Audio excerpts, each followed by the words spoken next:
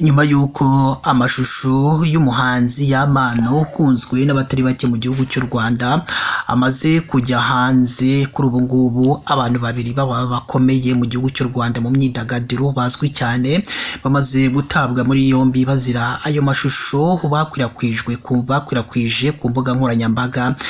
Yamano harimo aratera akabariro, dukurikire kugira ngo nyine ugende usobanukirwa ese abo bantu ni bande batawe muri yombi bazira ayo mashusho ya Yamano ubwo yari arimo aratera akabariro. Dukurikire kugira ngo nyine ukomeze ugende usobanukirwa akantu ko kandi kubyerekeranye n'iyi nkuru ikomeje kugenda ikwirakwizwa ku mbuga nkoranyambaga ndetse n'ibitangazamakuru bigiye bitandukanye bya hano mu Rwanda.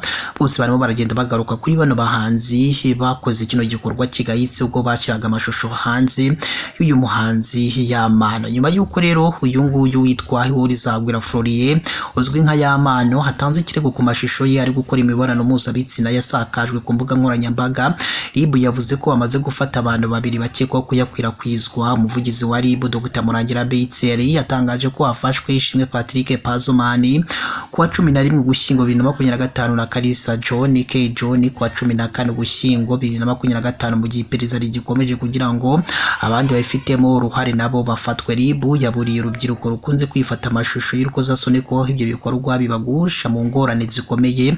Yasabye abantu gutekereza mbere yo kwifata amashusho nk'ayo, bibaza uko byabagendekera aramutse asohotse hanze n'ukuntu byakirwa n'imiryango cyangwa sosiyete. Yanibukije ko kwifatira no kubika amashusho y'urukozasoni ari nko kwicarira igisasu, kuko igihe cyose gishobora kuguturikana kigasenya izina ryawe n'umwuga wawe. Dr Murangira Beyitseri yavuze ko nubwo abantu benshi bamaze gufatwa kubera ibintu nk'ibi, hari abandi bakomeza kubikora batabikuramo isomo. Asaba urubyiruko kubireka bakibanda ku bikorwa bibateza imbere. RIB yanihanangirije abantu bari hanze y'u Rwanda bashishikariza abo mu gihugu kubohereza amashusho y'urubwambure cyangwa y'urukozasoni ngo bayakoreshe ku mbuga nkoranyambaga, yibutsa ko nabo bashobora gukurikiranwa n'ubutabera. Bakunzi bacu rero ba Deep News TV, mu nkundi dusorize hano ni breaking news. Buri gihe icyo tubasaba buri gihe nuko mwareba mu makuru tugenda tubagezaho umunsi ku munsi, kugira ngo nyine mujye mubasha kubona amakuru tugenda tubagezaho umunsi ku munsi. Mukareba ahantu handitse ijambo subscribe cyangwa se abone